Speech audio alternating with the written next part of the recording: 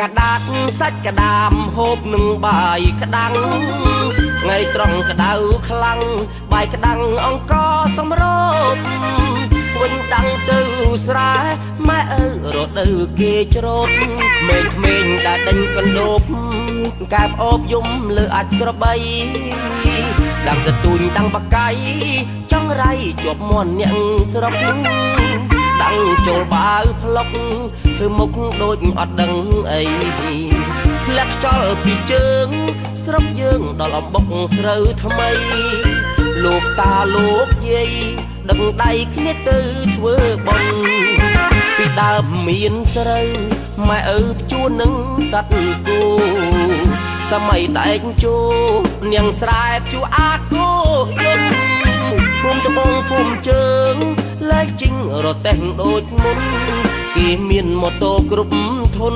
តែដឹងប្រពន្ធក៏បងគប់ថ្លៃស្ដាប់មន់រងាវចាស់ចាំងដាំងគ្នាទៅស្រែឥឡូវនេះម៉ែដាក់ម៉ោងរោទូរស័ព្ទដៃលឺសូរភ្លេងការតាលួចសុំលេខយាយស្រុកយើងសព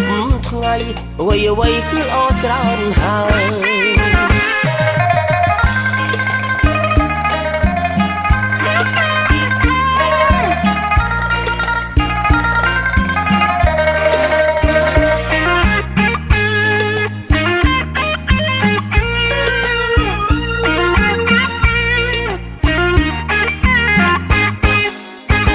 ដើមមានស្រូវម៉ែឪព្យួរនឹងសត្វគោសម័យដែកជោនាងស្រែព្យួរអាគោយំភូមិត្បូងភូមិជើងលែងជីងរទេះដូចមុនគេមានម៉ូតូគ្រប់ធនតែដឹងប្រពន្ធក៏បងគប់ថ្លៃ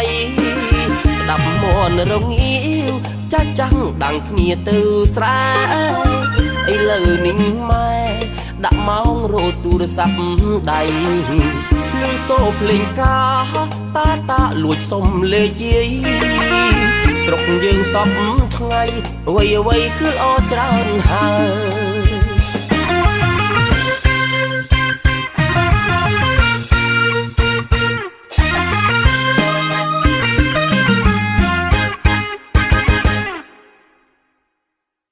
ស្រាបៀរជាតិមោទនភាពជាតិ